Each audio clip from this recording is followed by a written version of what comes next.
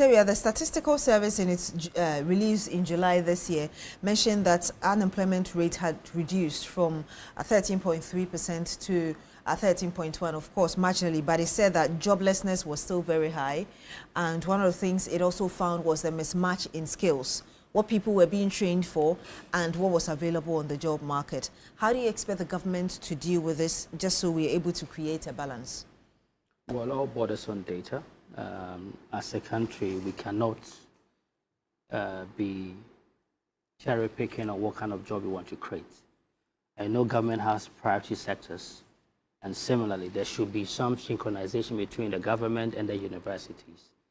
If you go to our universities, a lot of humanity courses are very common. We are not investing in skill training at the university.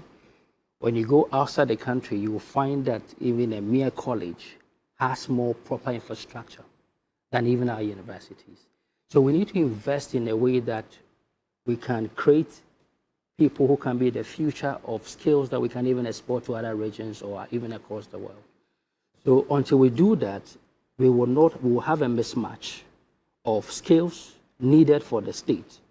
Because when you look at the employment spectrum, service industry or service sector is the majority. Whereas you would also have informal sector also being a main driver of employment in the country. So when you take this data compared to what we are producing at university, the humanity courses are feeding into the service sector.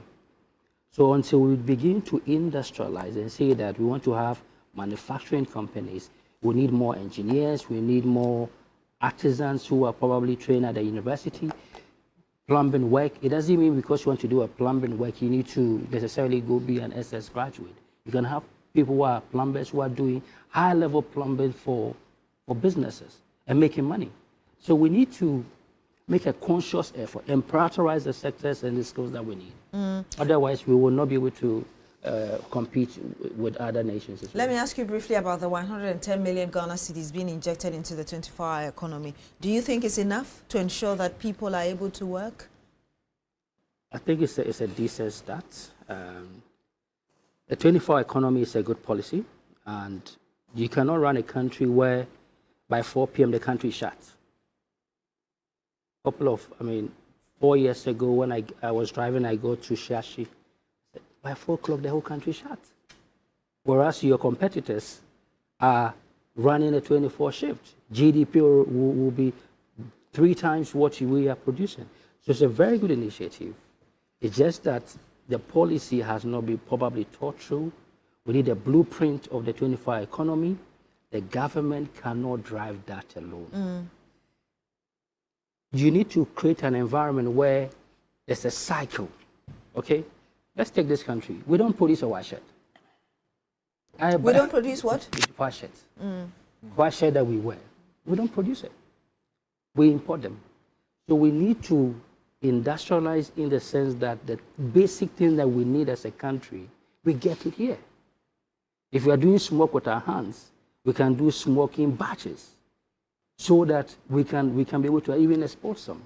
But until we do that, we will not be able to get anywhere. It's a very good initiative, but when you listen to politicians, particularly from the NDC, you see that there's a different understanding of it. How do you mean by that, and particularly the NDC? 24-hour economy means that your country is running 24, like around the clock. So if I have, like Accra Mall, for example, Accra Mall might be shut by 12 a.m., sorry, by maybe 9 p.m., but behind the scene, people are stocking up the mall. Trucks are bringing delivery to the place. So you have to make a conscious effort to structure the economy in the way that the value chain keeps on running on the wheel. Do you see that happening? I think that we can do it.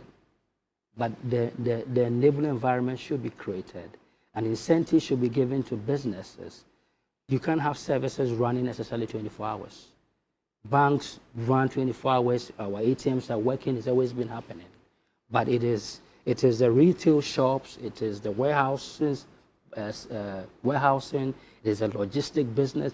Trucks should be able to be running from Accra to Kumasi. the road should be very busy. It's all part of the 24 hours. How do you respond